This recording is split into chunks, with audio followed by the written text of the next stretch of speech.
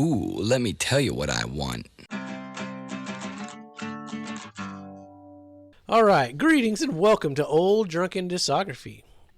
This week's panel is the usual suspects: Tim Hi. and Bill, Howdy. and myself, Jason.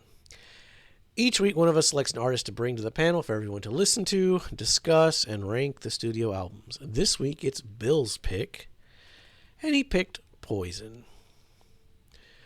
So, we got 7 records, 1 notable release. We'll go album by album. We'll rank them as we go. And if you like this content, be sure to hit the thumbs up. It really helps us out. We love all our subscribers. Consider subscribing to follow along with us. It's greatly appreciated. And a couple shout outs before we get into our relationship. I'd like to give a shout out to Big Sam, who would rather be at home watching a television show than hanging out with his friends to talk about Poison. And I'd like to give a shout out to all the fathers out there, because today is Father's Day.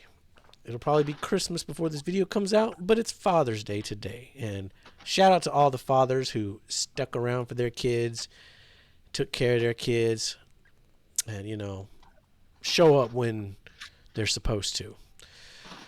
All right, with that, Bill, it's your pick. Relationship with the artist.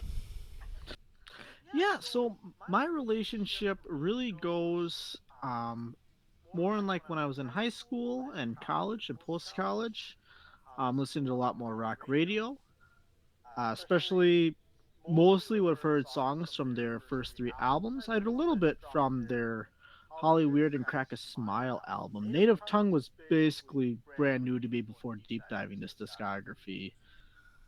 But, it's definitely one of the you know, big hair metal, glam rock bands, I would say, coming out of the 80s and early 90s here.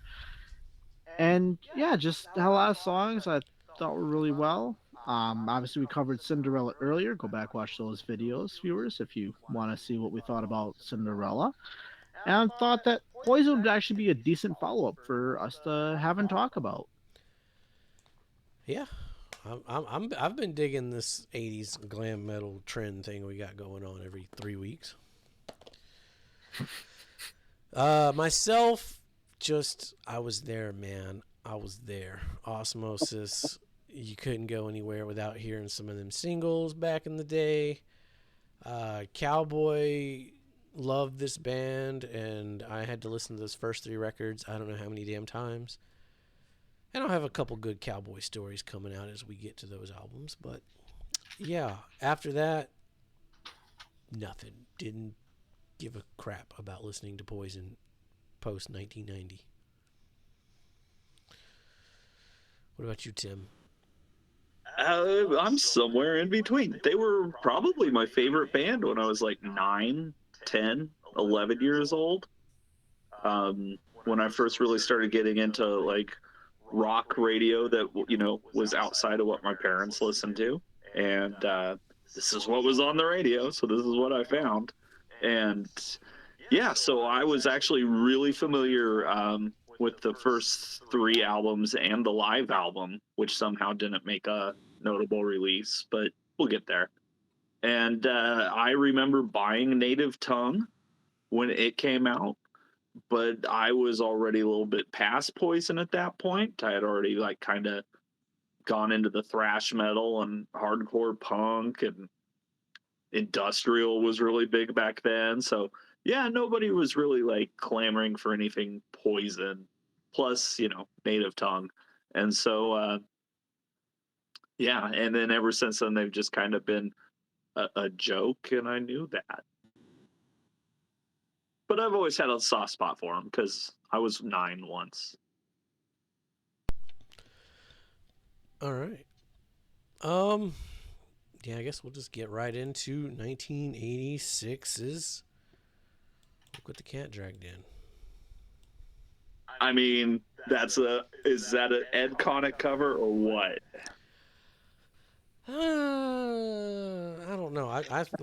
I would put the next 2 over this one, album cover wise. even for Okay. I mean, recognizability. At least me it personally. doesn't have any bone lettering. No, it is missing bone lettering. Well, one thing it's not missing is a lot of makeup. Yeah. And I like how Brett and Ricky are both making like the exact same face in the same direction. And then Bobby and Cece are making the same face in the same direction. They thought about that way too much. Yeah. All right. Well, who wants to start us off with the music? See, there's Pumpkin. So it's been bothering me since 1986 when I first heard this song. How do you cry tough? With a stiff upper lip. I don't think that makes that tough. I don't know. Okay.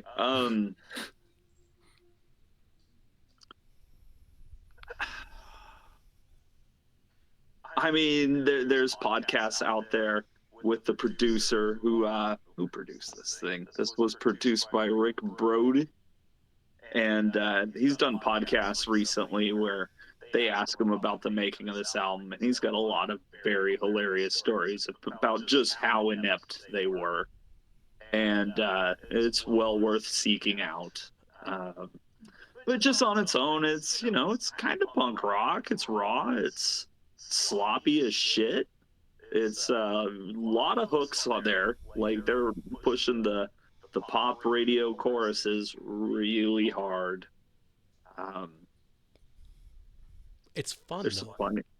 It's fun. It's a fun Yeah, record. it's fun. It's a fun record. Honestly, Yeah. I mean, say I don't want to inject too much, but like I feel like when I was this album was them just having fun with it. Yeah. Really. Sure, of course. There are some problematic lyrics. Of course, we'll probably maybe get into throughout. It's very indicative of its time and place, though. I got And notes. yeah, it's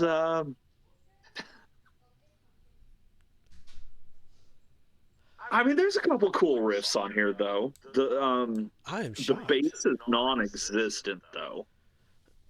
I was expecting more from you on this one. Man, I am shocked. Okay, I'm gonna have some hot takes then. I'll just go through my notes. Cry Tough. The opening lines of this discography are: "Remember the nights we sat and talked about all of our dreams. Well, little did we know then they were more distant than they seemed." I'll give that a 4 out of 5. I thought it was pretty decent opening lyrics.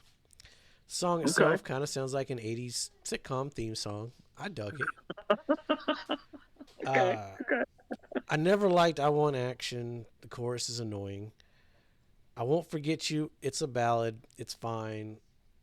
It's no don't know what No, it's not. It's terrible. It's no don't know what you got till it's gone, but whatever. It's Play Dirty was a little boring musically, but the lyrics were fine. And you gotta love the line, "Come on, man, let's take this right outside. Come on, sucker." Ow, guitar solo part. It was fun. Title track's fine. The cat noises were kind of dumb, but the song was fine for what it is. Talk Dirty to Me. Fuck it. Top song contender. The damn chorus is so catchy. It is so catchy. Want Some, Need Some sounded like something that could have been played at the skating rink while you was pumping quarters into Ninja Turtles or The Simpsons. Blame It On You. I like the energy, but lyrically, I want a little reaction. How about a kiss or two, she said. Jump back, honey. I said, no, can do. No means no, Brett. Number One Bad Boy was fine. And Let Me Go to the Show was surprisingly a really good song. Top song contender. Mm-hmm. Okay. Now, what about you, Bill? What side are you on the fence of the first album? I feel like this is going to be a really interesting as we get deeper into the rankings for these albums. First song, Cry Tough. I'll be honest, opening couple notes, I half expected Quiet Riot to start coming out, It's super generic musically. There is but an I'll energy take it. there that yeah. Like, I thought it was above all right. Okay. Um, I Want Action, I felt was a really fun follow up. Yeah, the chorus is a little repetitive and I'll say dull at times. But I don't know. It feels like a fun song to me as I'm listening to it for the follow up. I Won't Forget You. It's a nice slow dance song in an 80s or 90s rom com, which is good because I like those movies. So fuck you guys. Hey, yeah, I can get behind that. It's like a Weekend at Bernie's song or something, you know? Yeah. I like that shit. I actually just watched a movie with one of the songs coming up in it, and I was like, oh, there we go, Okay. extra credit. Uh, Play Dirty for me, my comment, unfortunate placement for an okay song as it's surrounded by, in my opinion, what are some of the strongest songs in the discography. And it's just kind of ended up being a filler for me. Look what the cat dragged in. I living my life for sin, you know, I really liked it. Um, Talk Dirty to Me. Uh, it's I've always been a fan of that song. Far and away top song contender, like not even Ooh. close. Um, that's that's actually if you had asked me in high school to list my top 50 favorite songs, I'd probably be somewhere on that list. If you would have asked me in high school, my top 50 worst songs, it would have been on that list. I was not a Poison fan in high school. Which makes sense. I was a grunge kid. Want Some, Need Some, maybe the low point of the album here for me. Just it kind of happened.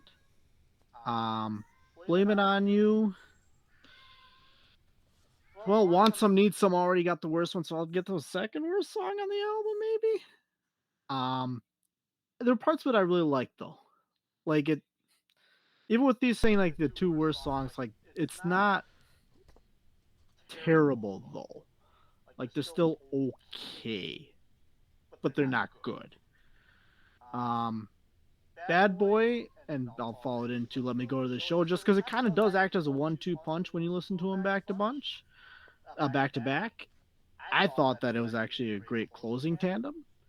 Um, and actually, I'd say Let Me Go to the Show was potentially their best closer of their discography, which we're already at the first I'll, album, and I'm probably gonna disagree with that. it's not their best. It's not their best closer, but it is a good closer. Yeah. yeah, that's just so that's what I thought about. Yeah, that's Did you look guys what the listen cat to the dragged in. bonus tracks at all? No. No, I did.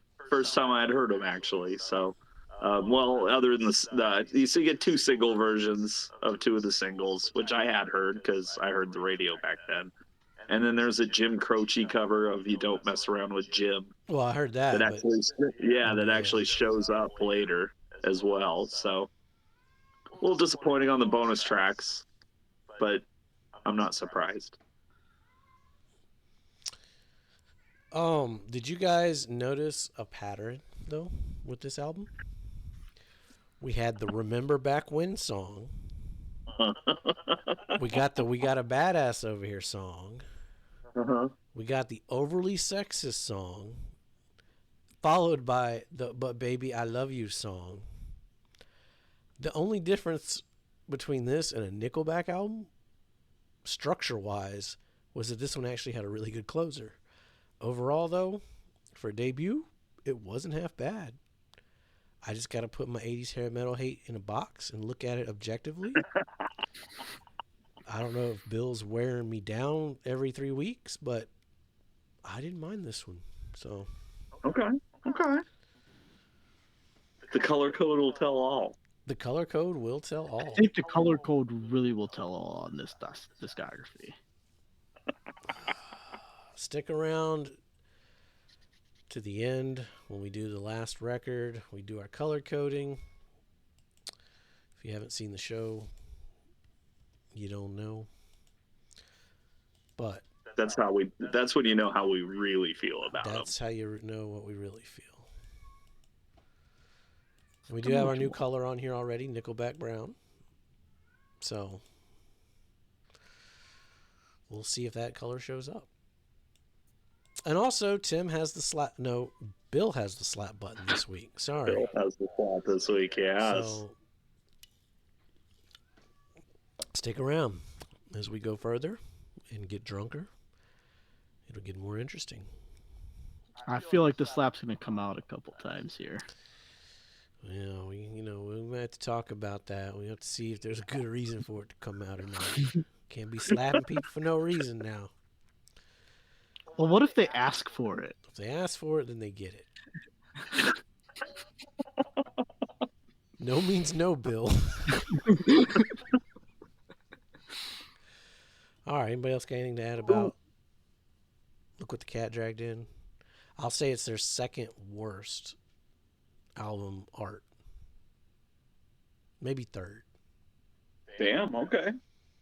I mean, it is just, I could see that. It's just them on the It's cover. just a, band photo. And the album title's kind of hard to read. I mean, it is, for the year it came out, that is a bold album cover. But, yeah, I was still on vinyl. Yeah, I mean, I'll give them that. That's a bold album cover for the year. All right. Stick around, like, subscribe. As always, be safe and make good decisions. Ooh, let me tell you what I want. I want action. Good night.